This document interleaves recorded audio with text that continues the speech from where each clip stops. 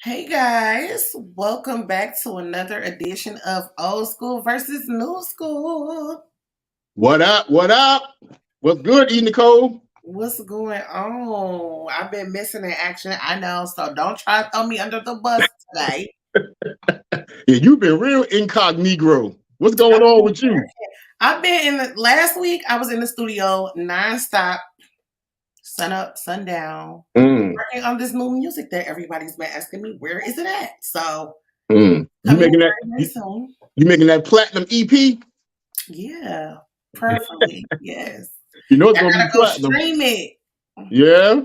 Yes, everybody's talking about how they are missing real music. Mm-hmm. So have no fear, some real music is on the way. Wow. Not none I'm of that mumbo jumbo stuff. I'm looking forward to it. I really am. I'm nervous. You're supposed to be. When you stop being nervous and having anxiety about your art and your creations, it's time to get out the game. Yes. I I'm have still nervous every time I do a movie or something like that. I'm still nervous all the time. yes. I'm Yeah. getting butterflies just talking about it. Mm. But how have you been doing today, this week? This weather is crazy because I'm here in Virginia. We were in the 80s like most of last week. Then Mhm. it drops down into the 50s. This Yes, it's cold. it's cold here. I'm like, what is going on? Were you guys in the 80s? No, it's been cold here, and my daughter's like, "Can we turn the heat on?"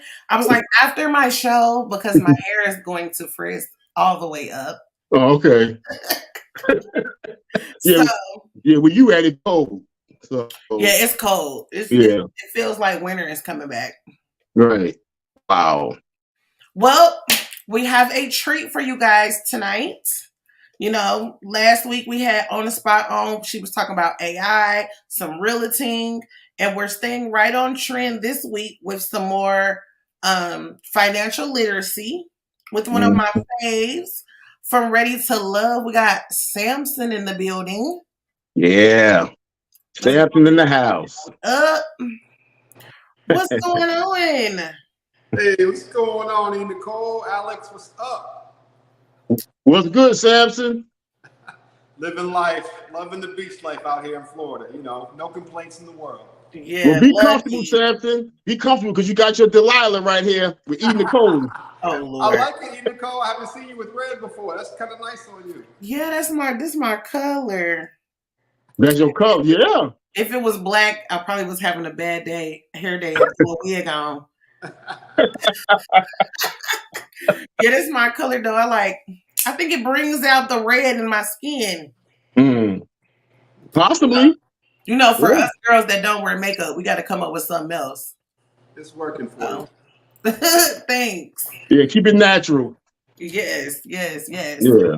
So, we're going to be talking investments today, and I can't wait to learn some things. So, I would advise you guys, even if you're watching a replay, get your notepads out and some paper because listen, I want to be like Sampson when I grow up, okay?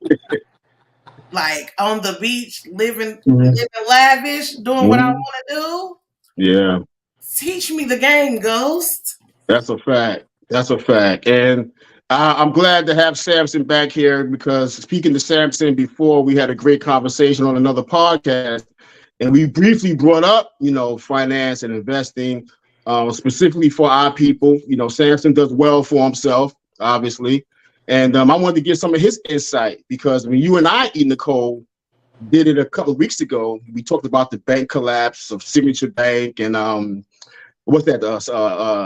The Silicon Valley Bank in California, those collapses and things like that, in which the people have money.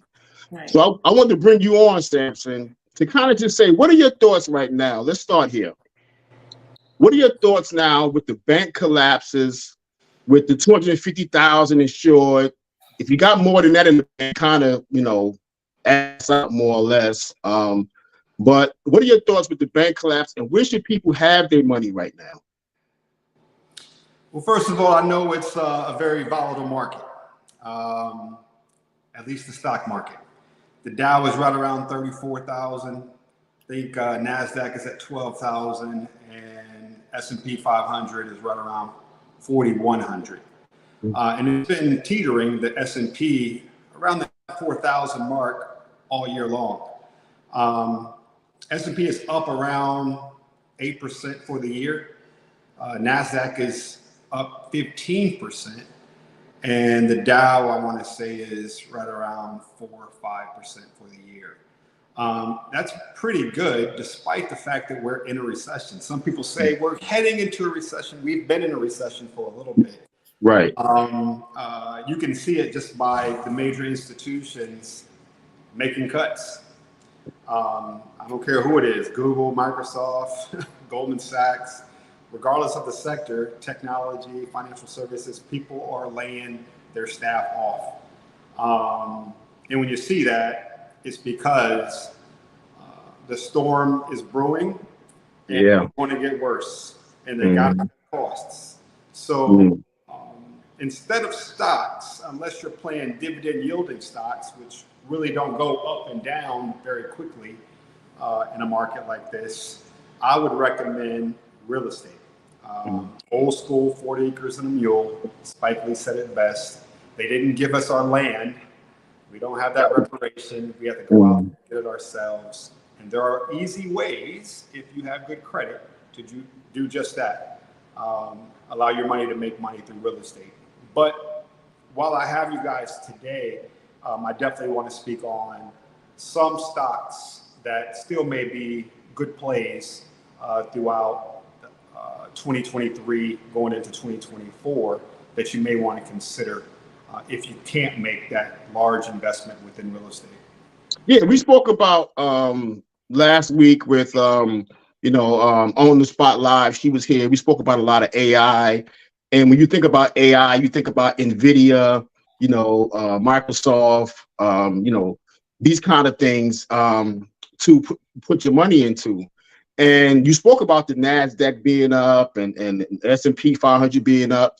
And I always recommend, even though it's volatile, you'll get much more money just having your money in a brokerage account as opposed to a bank because of the interest rates.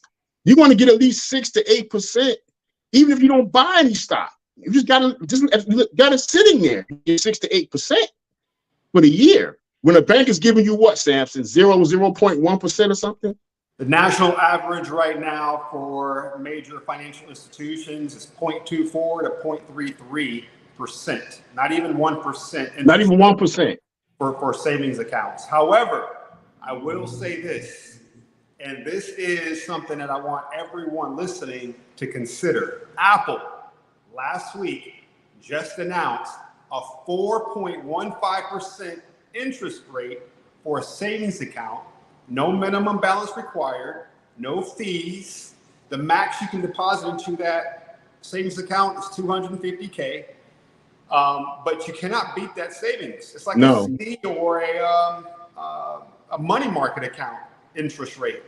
So there's no banks out there. Alex, we just talked about it.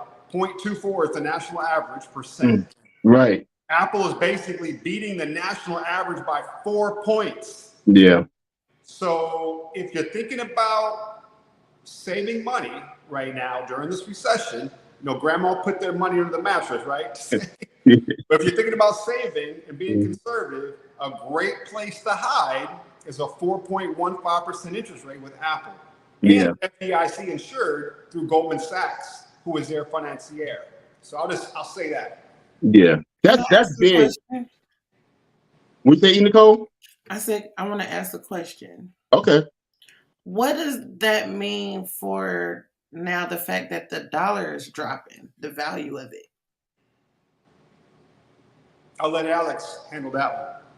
Well, there's this big push, it's right now it's called BRICS, where these different countries now are kind of coming together against the United States dollar, the United States currency. I forgot what BRICS stand for, but each letter is for a country. I know there's China, India, I think it's British Columbia, a few other ones. Russia is for the R. BRICS is BRICS, right? Yep. So they're all coming together to form their own currency.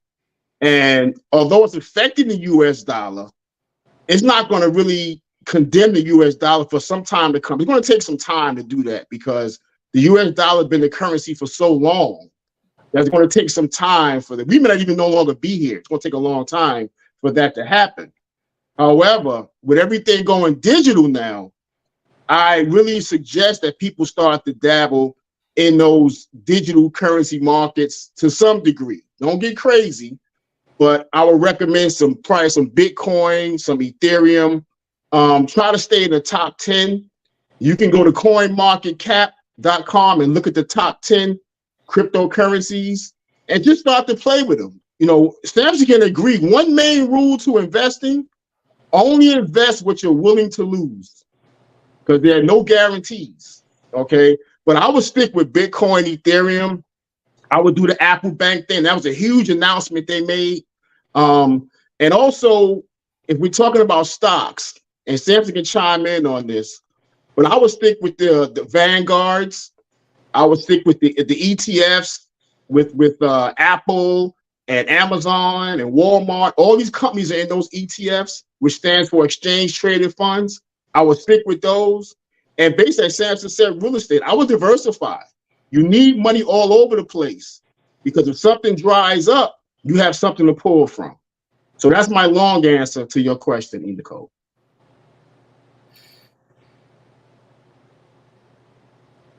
You have another question? Or is your brain fried already? Yeah, that's a lot. That's okay. A lot. Sampson, what are your thoughts on companies like Vanguard and the ETFs that I mentioned, VOO, VHT, which are all Vanguard? You can't lose with Vanguard, you know? Yeah. What are your thoughts on that? Yeah, the Vanguard, the BlackRocks. Just think about an index. Like S&P is an index, right? It's a consortium of stocks, of companies under one umbrella. And so it takes away a lot of the thinking that young individual investors have to do. You may not have all the time in the world, TheeEnicole, right? Because you're writing music, you're in the studio, you got your family.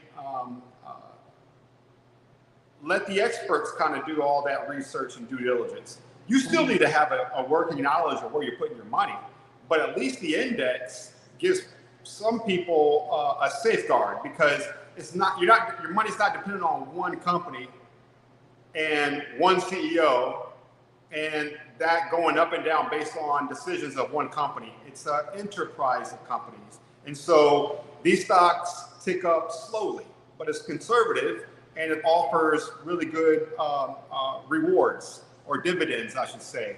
I'll say this part.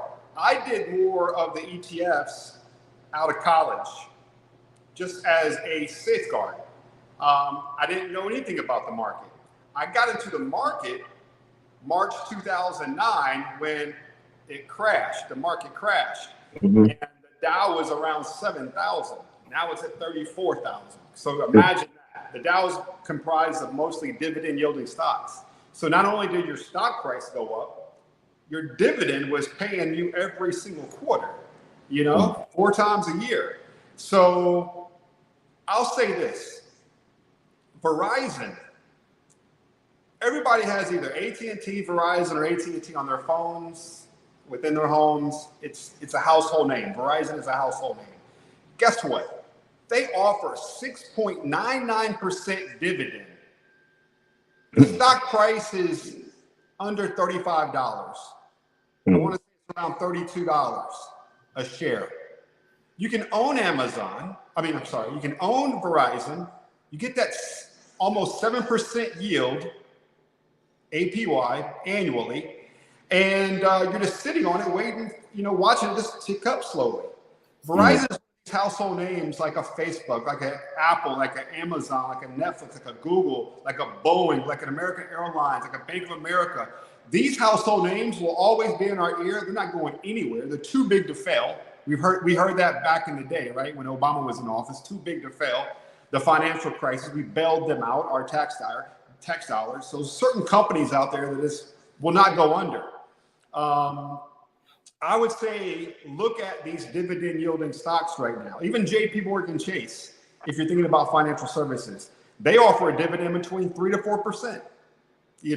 that stock does not really go down. It just either moves sideways or ticks up slowly. So this is what I really want young investors to consider, because you could put your money in Tesla right now, but look, Tesla has a lot of competition. Mm-hmm. You know, everyone has EVs out right now. Every maker of autos has EVs. So Tesla does not have, you know, like the lock on the game anymore. It used to kill it because there's nobody else out there. But now you got all types of EVs. However, we do not have EV charging stations. So think about Blink, ticker symbol BLNK for Blink charging. And there's another one, a Charge Point, CHPT, Charge Point. And then the third electric vehicle charging station company is EVGO for Electric Vehicle Go, EVGO. These are three great stocks to consider that are in the game of charging the electric vehicles, because it got to have a network of charging stations throughout the US and abroad for electric vehicles to be worth buying. You know, you want to have the convenience of not looking for a charging station. You want one around the corner wherever you're at, even on long road trips, which a lot of people are buying EVs for, right? Save gas. So anyway, that's what I would say right now. Alex said diversify the portfolio. So I'm into charging stations. I do know that the financial crisis, a lot of the banks took a dip because of what took place in Silicon Valley with the Silicon Valley Bank, what took place with First Republic Bank. That stock was above $100, First Republic, and now it's 12. You know, $12 a share. So a lot of people are buying low and just waiting for it to rise. And that's the key: buy low, sell high. Right. Right. Let me ask you this, Sampson. For the novice investor, for those, we're talking about a lot of stocks, and it may be, you know, a foreign language to a lot of people, particularly people who look like us, right? And we're trying to educate them. Obviously, they would need to have a brokerage account to do that. So I know how to go about doing that, but could you explain to the people how to go about starting a brokerage account, if there's one you specifically recommend? Because the great thing about brokerage accounts is that you can use them as a savings account.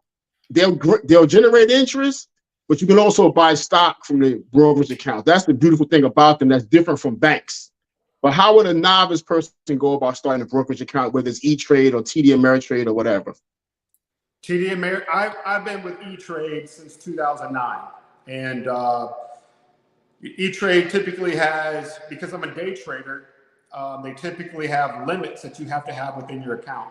A lot of these limits are too high for a new novice investor to get into. So TD Ameritrade. Is it 25,000? I'm sorry? Is it 25,000 right now? I don't know what the limit is right now. I don't know. I really don't know. I would have to do some research and get back to you on that. But I do know that Robinhood is a great entry level brokerage account that rookies could get into and start trading. TD Ameritrade is also easy to use and friendly. And you can actually create these mock accounts and play with fake money, you know, before you actually invest your own real money, right? I always say it's always 4 parts to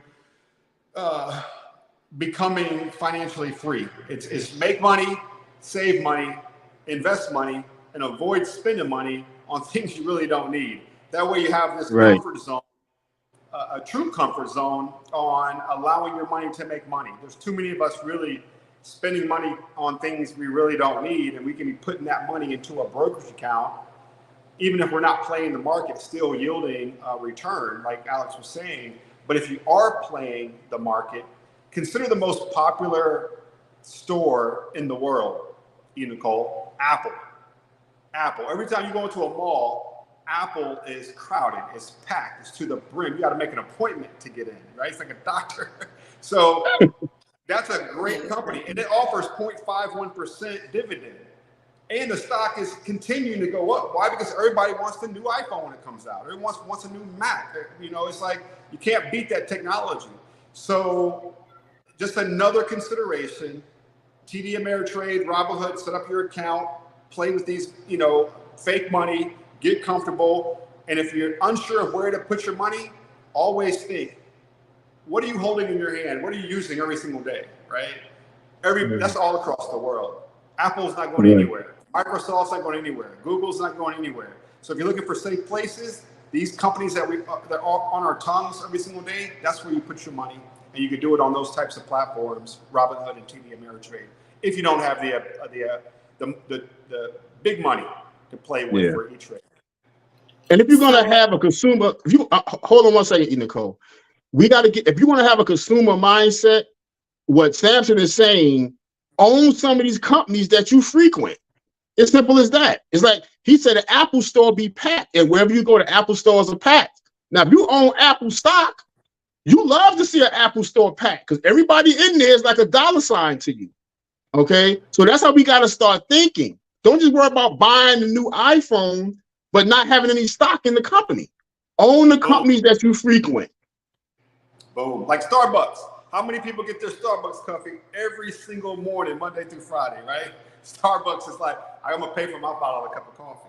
And it's okay. That's your gasoline. Get it, you know? But why not own the stock as well? That way you're getting a dividend and you're getting return if the stock goes up. So Starbucks has over 25,000 locations worldwide. 25. You go to certain major cities and there's two Starbucks on the same corner across the street from one another. So again, household names are the ones to consider.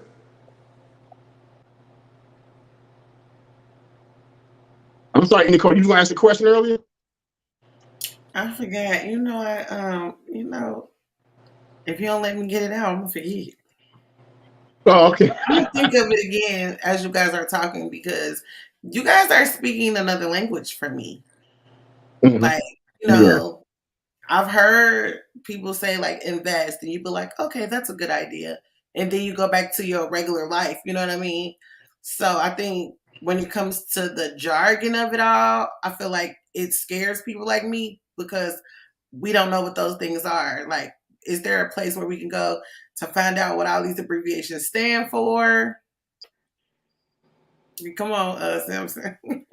You can, everything's on YouTube now, right? You can just YouTube, investing for beginners, and you'll have a plethora of videos to watch on how to invest $100 or $1,000 or $10,000. What platforms are easiest for beginners. You can go to Barnes and Nobles and get investing for dummies. You know how they have that for dummies section? I'm serious. These books sell. Like, they have it in every category, every genre of life, basically, for dummies. You can get one for investing or stocks for dummies, and you can read that. One thing that I did, TheeEnicole, that changed my life. I used to have ESPN as my #1 station. I don't watch too much television, but when I watched television, it was ESPN. I was always watching sports. Changed ESPN to become my #2, and my #1 was CNBC. CNBC. Just hear it in the morning, and then hear it after you get off from work, or you can, do their live streams or their podcast. Just listen to Jim Cramer speak about Mad Money. He has a show called Mad Money. Jim Cramer. You can join his investors club, and you get emails and tips, and you can select different categories that you're interested in, whether it's fashion or lifestyle or electric vehicles or technology or finance. And so you're only getting stuff where you actually have an interest. So you're not going to read if you're not interested in it, right? You're only going to read things that you're interested in. So my reading went from 30 minutes a day to 2 to 3 hours a day on stocks and investing. A lot of people don't have that amount of time. So just make sure that, when you go on to YouTube and you watch these videos, you're taking your notes. The pen is mightier than the sword. You got to take notes. Still put things on paper. It's something about writing down what you hear. It allows things just to absorb, and then don't just take anyone's word. Like I'm telling you, you should consider buying Verizon. Read about it first. You can consider buying Apple because it's always packed. Read about it first. And that's how I started. I just allowed CNBC to be in my ear every single day, Monday through Friday. every And morning when the Sampson, market opens. yeah, and Sampson, a lot like yourself, where I'm a sports guy. I love football, basketball, boxing, so ESPN was on all the time. But as I got more into this, I fell in love with Squawk Box. I had Squawk Box on every morning. Okay, just watching the ticker symbols on the bottom of the screen. And then they would interview guys like Warren Buffett and Charlie Munger. And you get familiar with these names. These are billionaires. And it's free game if you want it. Okay. Don't be afraid of it, because TheeEnicole, you mentioned fear a minute ago. And that's what I want me and Sampson to try to, curb that fear in people, in our people, to say there's nothing to fear. Okay. The biggest fear is getting started. Once you get started, ask a bunch of questions, do some reading, go to YouTube University, immerse yourself in the matters of money. Our money is important to us, all of us. Okay, more important than when you go out and at Christmas time, there's a line around the corner for Air Jordans every Christmas, or PlayStations. Okay, own some of that stock. So when you see that long line, you like ching ching. That's for you. Nike. You know what I mean? That's an easy one to remember. Nike ticker symbol is N, the letter N for Nike. Oh Easy. no, it's not. No, it's not. I take it back. It's NKE. It's missing in the I. So Missing the eye. You rock the Jordans. You like the fresh Air Force Ones. You're rocking that. You can buy either Foot Locker or buy Nike. But buy the stuff that, like, you're always in a certain store. You should own that stock. Especially if it's doing well. But it's not a guarantee, because it could be mismanaged. There are great companies that have a great household name that are not managed properly, and they're really not generating revenue and profit. These are the stocks that just keep on going sideways or down. So that's the reason why we got to read on what the board is doing, what the company is acquiring. Mergers and acquisitions, TheeEnicole, just for your viewers, is when two companies come together, it's a merger. They partner, they link. Or an acquisition is when a company buys another company. They acquired that company. That's M&A activity.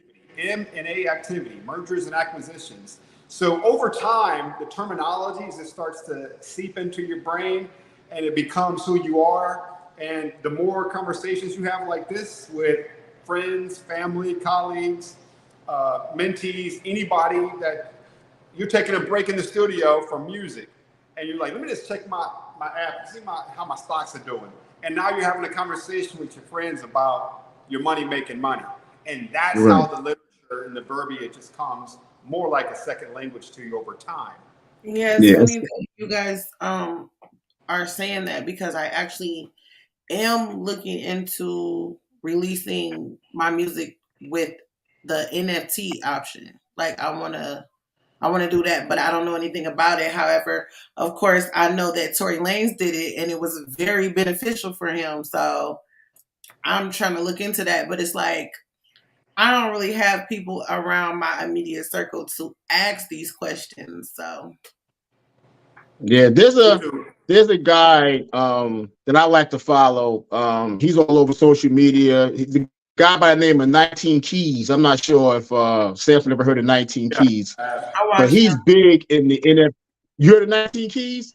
Okay. He's big in this NFT and the AI space. That's all he do. He's big in that space. So watch his videos and listen to him and pick his brain and do that kind of thing. But Sampson mentioned acquisitions, and I have a TD Ameritrade account, and Charles Schwab just acquired them.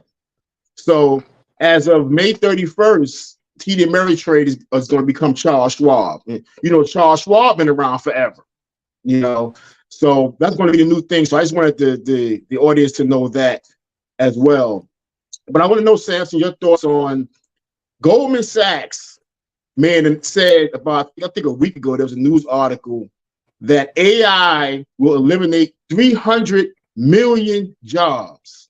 300 million jobs. This is Goldman Sachs saying this. So they're very reputable, obviously. When you hear that, what does that mean to you?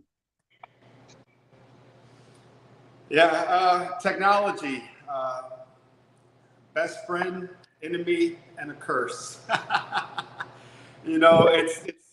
When companies learn to simplify their processes, and when I say simplify, I mean do things with less manpower, more robotics, more systems control, more database, more AI, more technology, less human thinking to remove human error. You still got someone to manage the system, right? The AI. Just like in Hidden Figures. Remember the movie Hidden Figures? The three black ladies that made a powerful impact on NASA? Well, one of the ladies had to learn IBM. She had to learn IBM to teach. They call them, I guess, human calculators. They call the ladies calculators, you know. They had to learn the system, IBM. So you still have people to run the system, but you don't need as many. So when you think about sales, think about CRM or Salesforce. These are organizations that have adopted processes to allow their sales force to go out using database-driven technology, system-based technology, supply chain management technology, and now AI to remove the human concept. And it removes benefits, it removes salary, it removes issues and personnel matters and the drama, and I can't make it in because I got this. It's system now, you know, so it's more efficient. So what does it mean to me, Alex? It just means that, you know, technology, even though a lot of us embrace it, if you don't stay up with the times and possibly get a second degree in computer science technology or CIS or MIS, then you may get left behind. And not just saying technology-wise, but employment-wise, you may get left behind. So it is a scary thing for a lot of people when most companies are moving towards that type of business model. And you're thinking, you're like, there's only 365 million people in the U.S. And you're talking about taking 300 million jobs. I'm like, so it has to be, but as you said, there has to be people to run the AI. You got to program the robots. You got to maintain the robots. It's not they go to that. So even though it's happening, we're still a little ways off from that, but it's happening pretty rapidly. You know, they got driverless cars and things like that. Tesla just introduced the first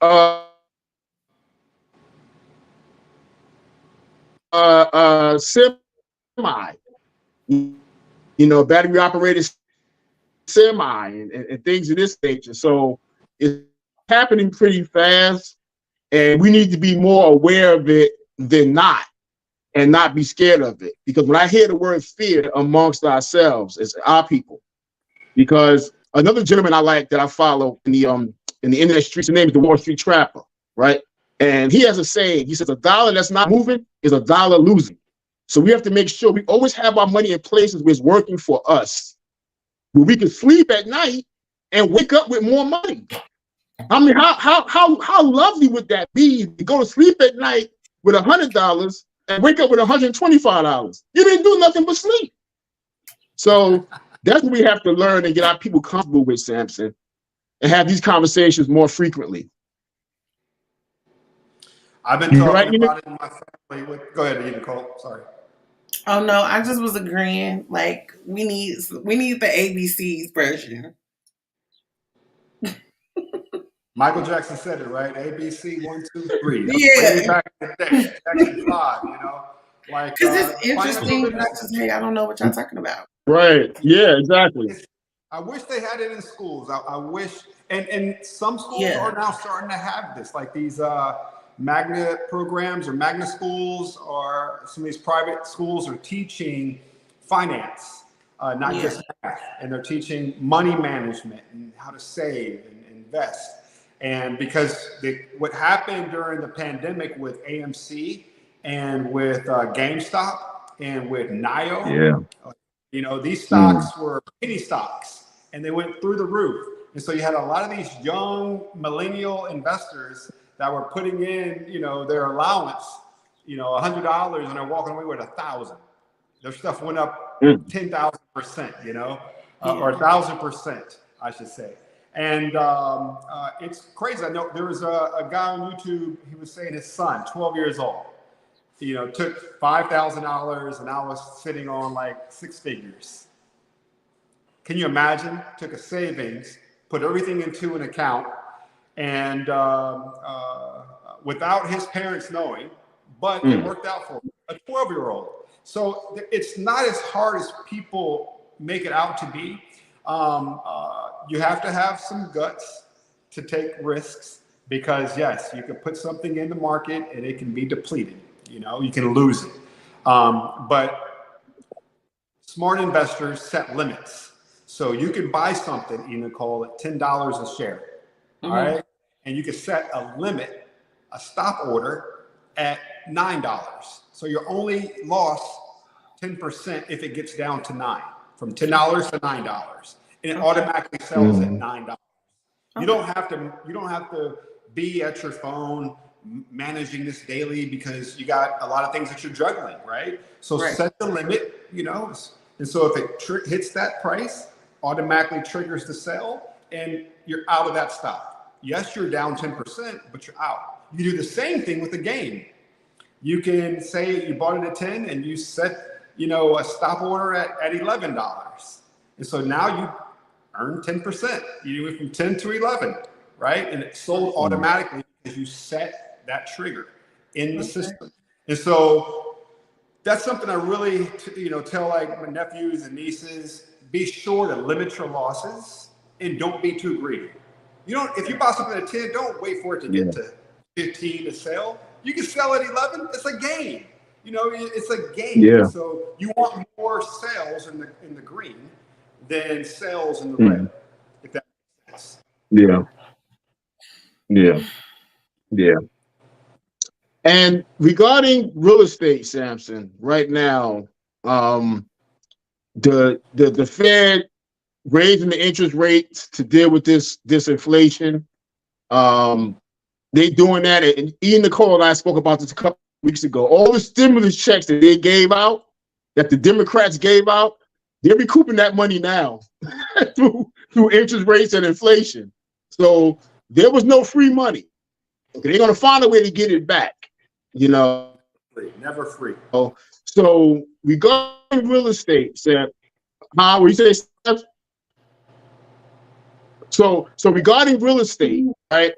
Would you recommend? Because I'm the house hacking thing, which is you buy a house, you rent it out, or you may rent out a couple of rooms, or you may make money off the house. In other words, but would you recommend renting, buying to rent, or flipping, or just going into the commercial area?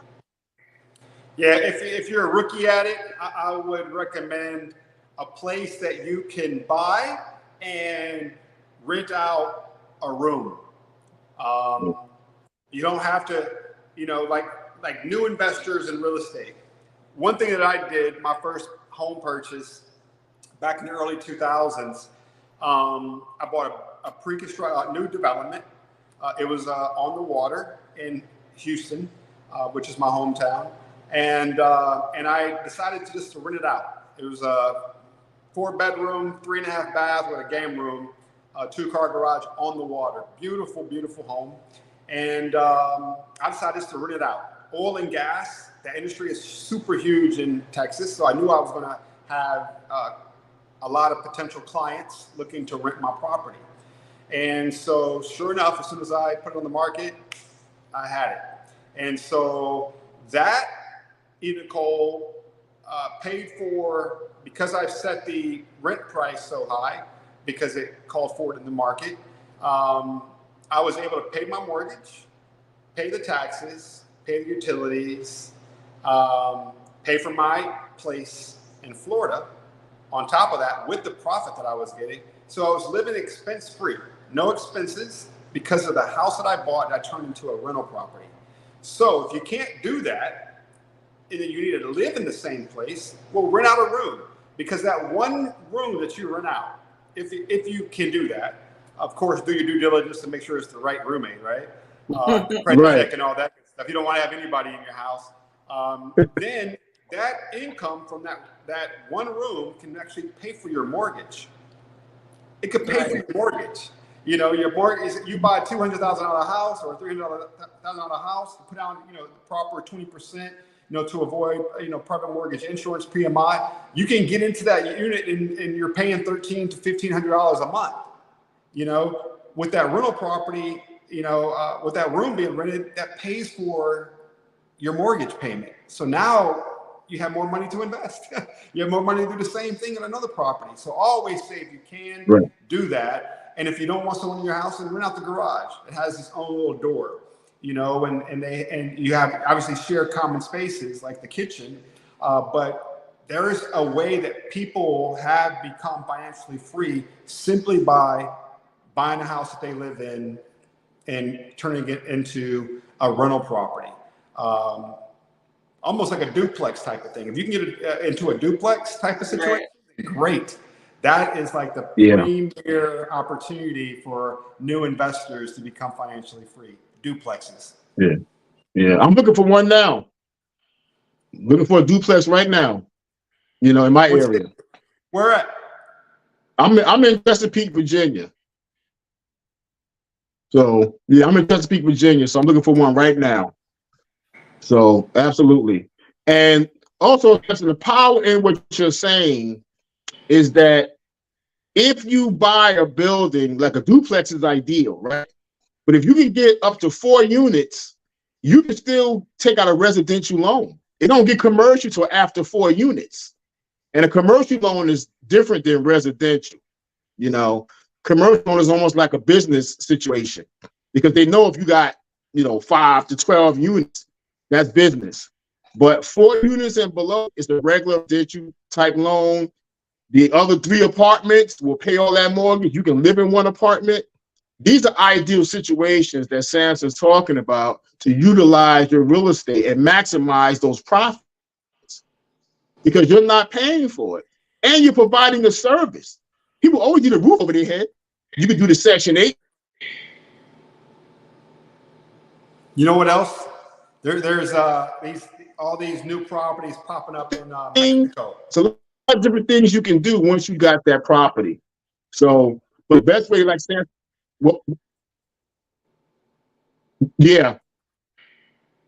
in Mexico.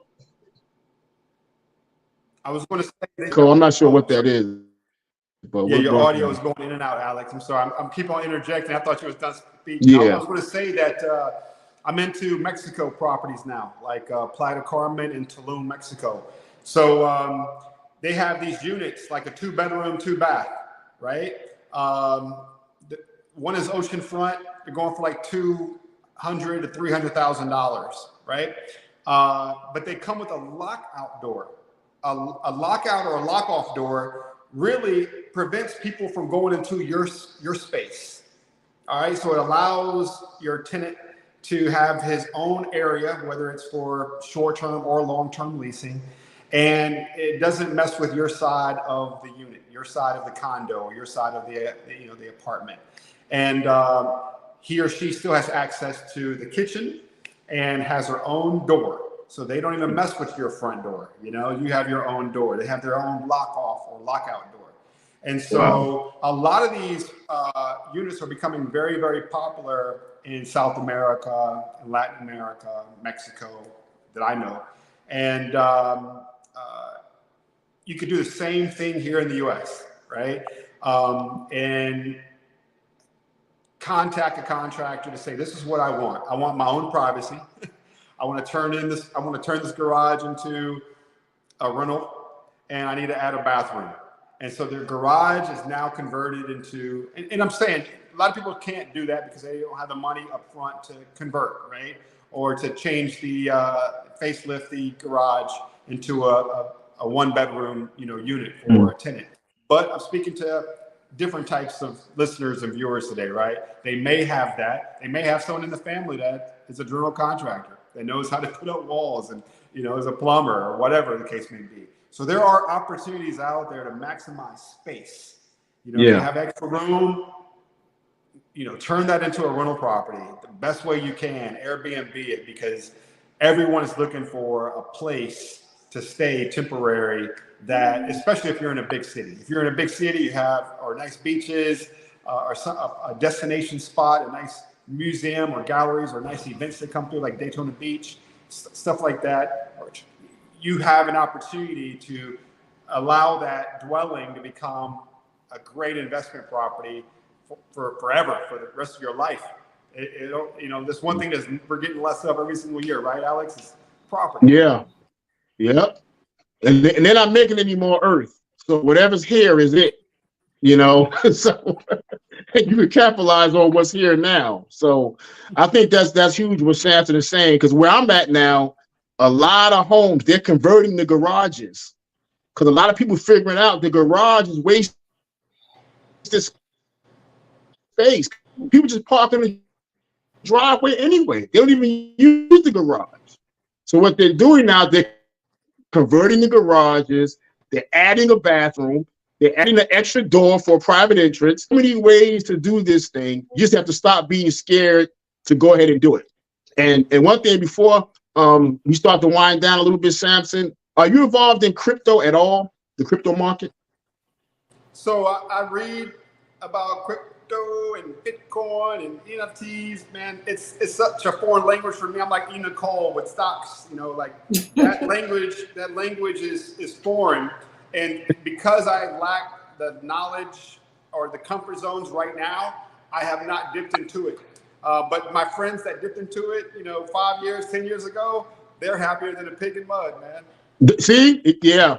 And that's one reason why I want to put my music out with NFT, because I know that if I do release my music with the NFT, it benefits the consumer as well. So it's also an incentive for them to buy your music. So I'm very much so interested. Yeah.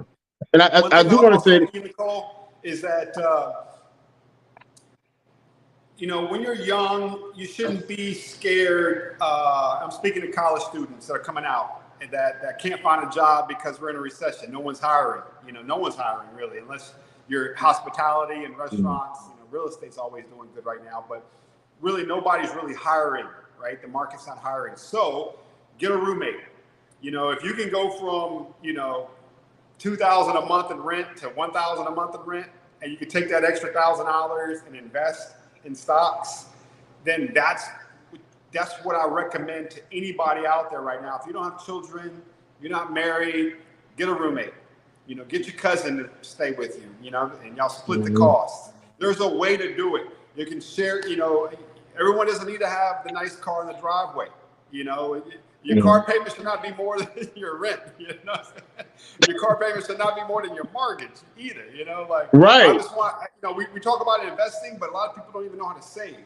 So we gotta save money to invest money. And so you gotta say no to some of the bags, some of the shoes, some of the clothing, some of the belts. You don't need all of that in your closet, and you're broke and you check to check. There's a way that you can actually get ahead by living within your means. And so if you want to invest, you got to save first. You can't just make money. You got to avoid spending money. And that's the biggest challenge for us. Our people, we like that gloss. We want that shine. We want that bag. We want to look good everywhere we go, every day, all day, right? But we got to be disciplined, because I'll tell you this: the people that I know, I'm 49. People that I know that has always been on the fly. Like for years and years and years, they're the ones that are really not doing well financially, right? So all I'm saying is, if you want to get to a place where you're truly free, where you're truly able to determine what you want to do day to day, then be disciplined. Don't try to look cool and look fly all the time. Make it a weekend thing. Monday through Friday, be grinding, be hustling, be working, be saving, be investing. This is what you want to be. All those things. Make money, save money, invest money. And then all that you really want will come. You'll be able to buy your cars in cash. You'll be able to, buy your house 50%. Your house is $300,000. You can put 50% down. There's a way to do it if you just are able to say no up front. Right. Right. You know, get rid of all those wants and desires and focus on your needs. You know, look a little bit toward the future, have some vision, you know, because that's very important. And we all need to have an emergency fund anyway. Most people don't have it. So if something happened right now, the next 6 to 8 months, it'll be chaos out here because nobody has an emergency fund in which to live off of. You know what I mean? Because we out here making it rain at the club, buying everybody rounds of drinks, you know, car notes of $600 or $700. $700 for a car note? I would never. That's crazy, you know? So we got to start thinking more practically about money. This is what Sampson is trying to say. And we have to get rid of the fear and start to do things different. If you want different, behave different. You can't just want different. It's not going to happen on its own. Your behavior has to come with that. So what are you going to do to get different? What are you going to do different with your money? You know, we have to start thinking in those realms. So, you know, when I mentioned BRICS earlier, Samson, I just want to get back to this for a second. BRICS stand for, because I couldn't think of the countries, it's BRICS, right? That's Britain, Russia, India, China, South Africa.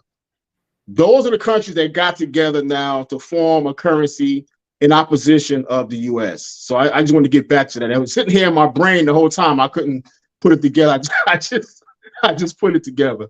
So, but regarding crypto, Sampson, that's just digital currencies, digital money. Now, a lot of it, you know, gets people in trouble because they throw money into things like Dogecoin and these kind of meme crypto coins or whatever.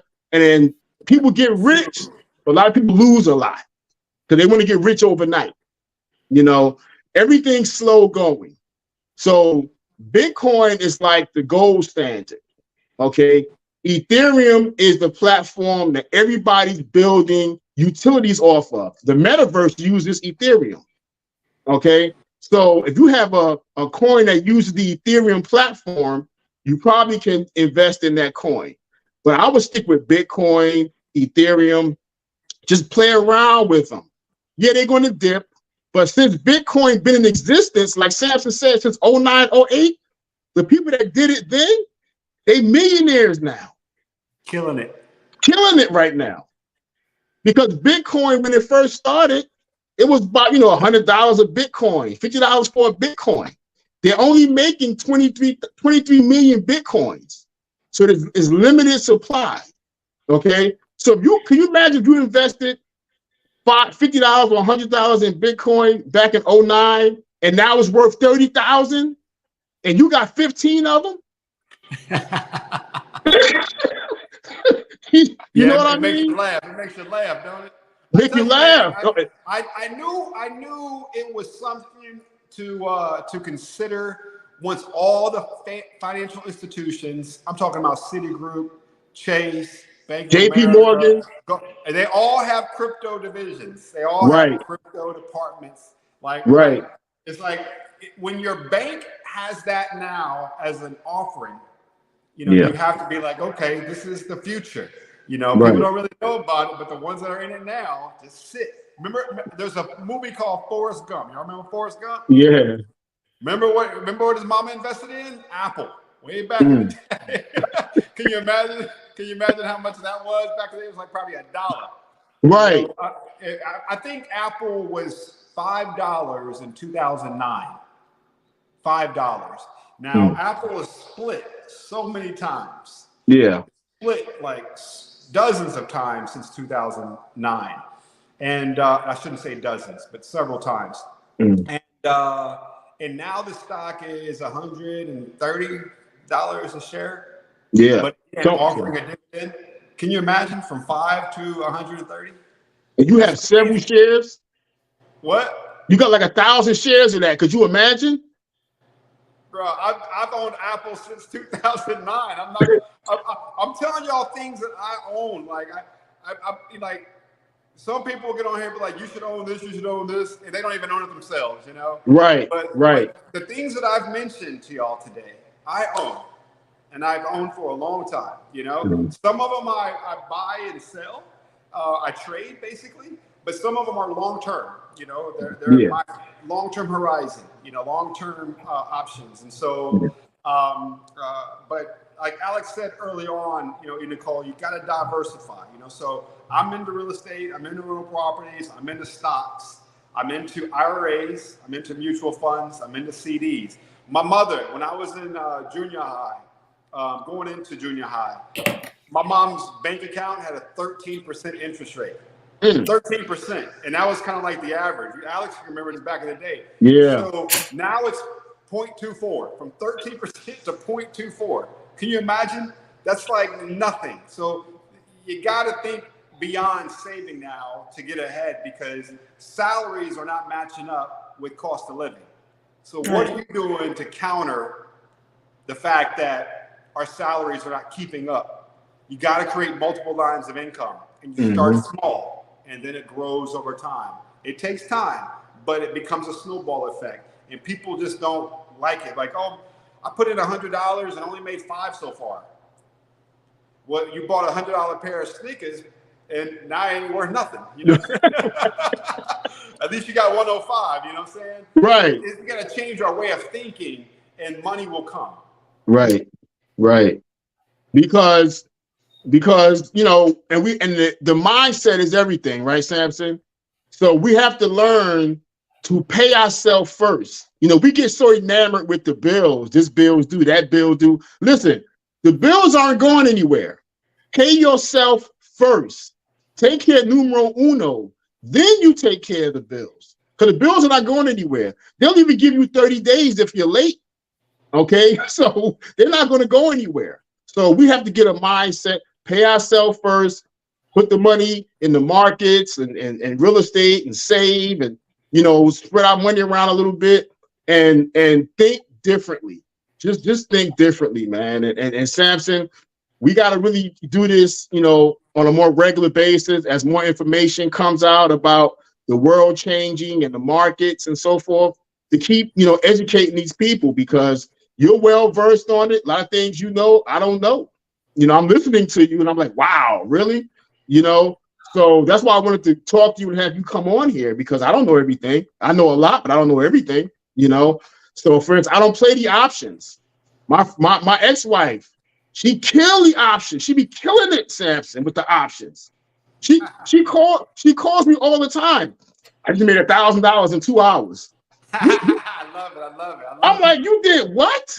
You know, so when we start to think like that, it's a chess match. This is chess, not checkers, TheeEnicole.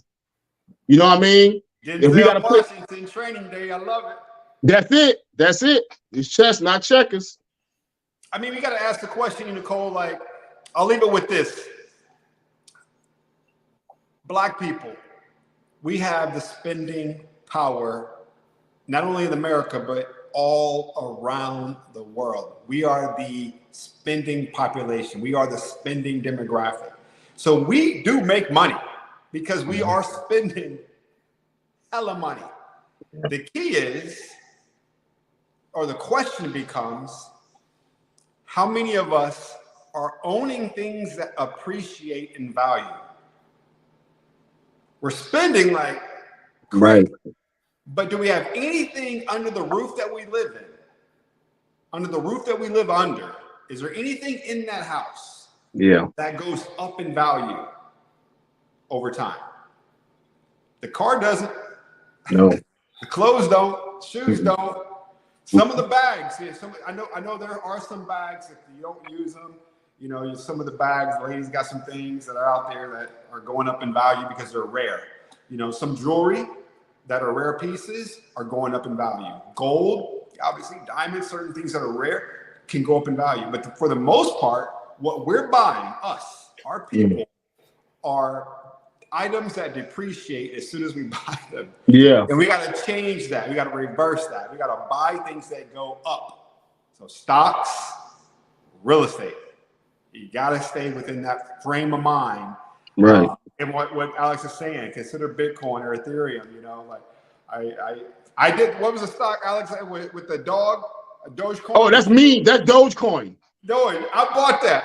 Okay. And I made a good penny on it. And it was crazy because it's just a dog. And Yeah. Elon Musk mentioned it in one of his tweets, and I rode the wave up and I sold it. Right. Because it ended up tanking, it ended up crashing. Right. Like, this is crazy. But I got in because I just saw the popularity of it, and everybody was tweeting about it. And once Elon Musk got behind it, I was like, okay, I'm just going to ride the wave.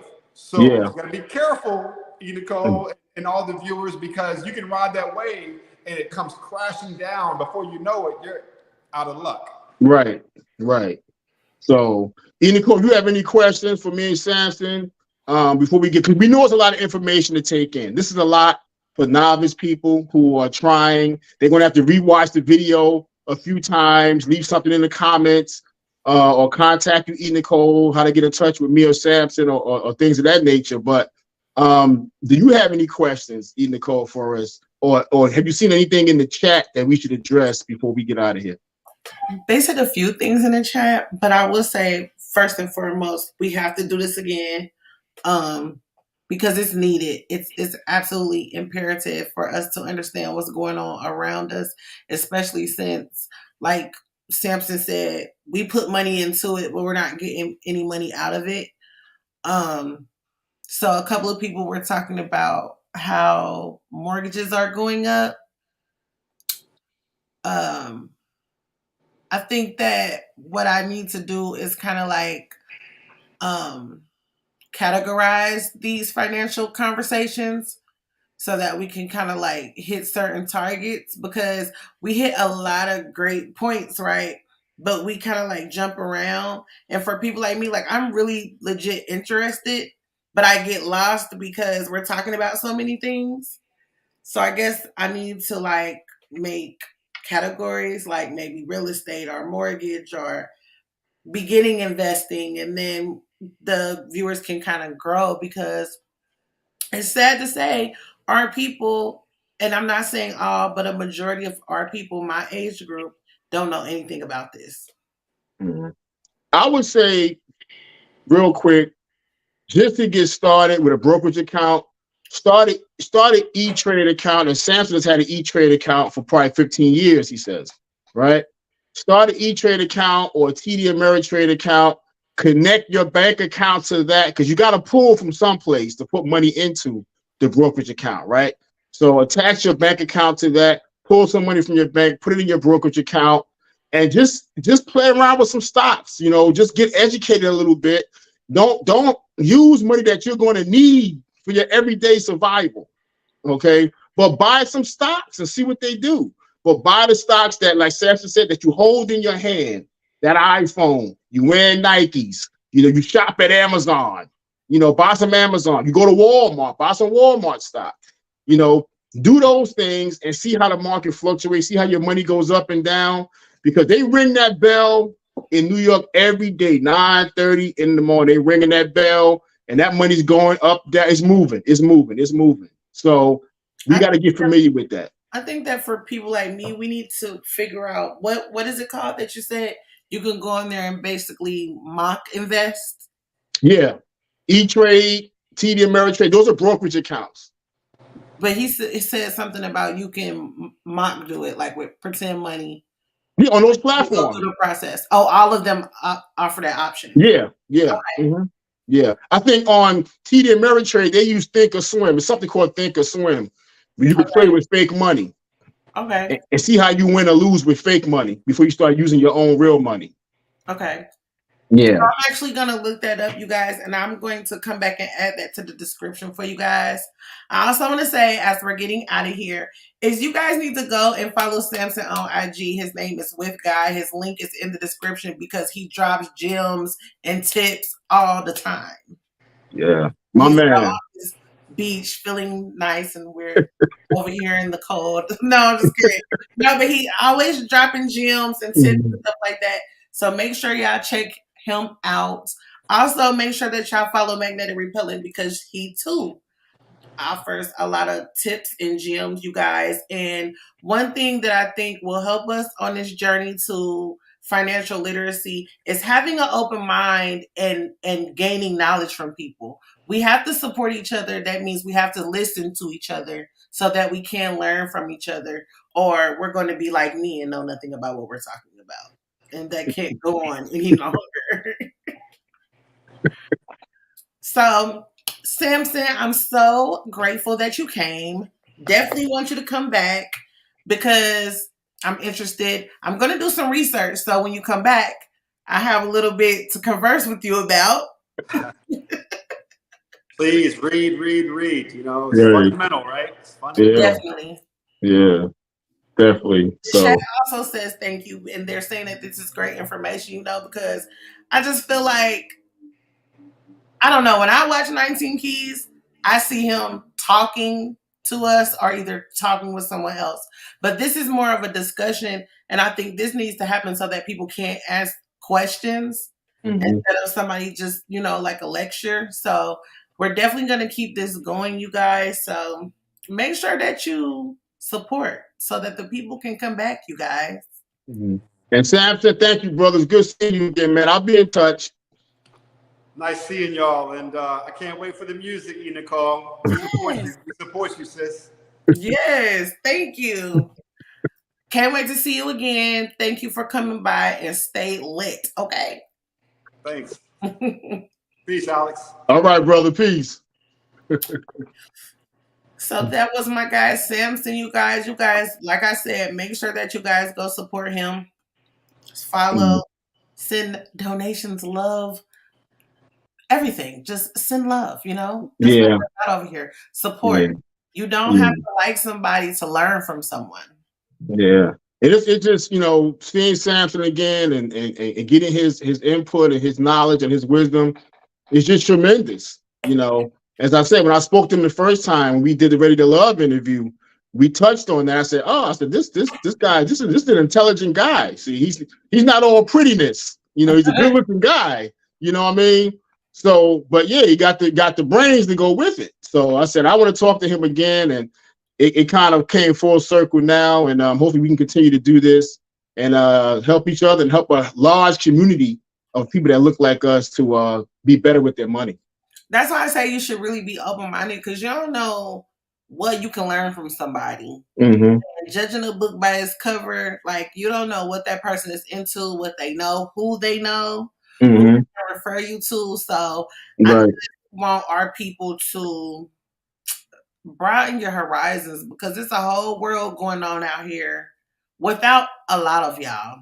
So right. So TheeEnicole, we're gonna get this going, popping next week. We're gonna get another topic. Next week we're gonna have a little fun, because we hit y'all with 2 serious weeks. Next week we're gonna let Alex come out of his shell and show y'all who he really is. Oh, you want me to cut up next week, huh? Don't unleash me. Yeah, I'm giving you permission. Okay. So we've been in class these last 2 weeks. We're going to go to recess next week. So make sure that you guys tune in next Monday, same time, same place, 7:00 p.m. Eastern Standard Time for Old School versus New School. And like I said, make sure that you guys go over to Magnetic Repellent and check Alex out when he's solo dolo, because he has a plethora of things to talk about. So we'll see you guys next week. Enjoy your weekend, you guys. Week. This is Monday. Your week.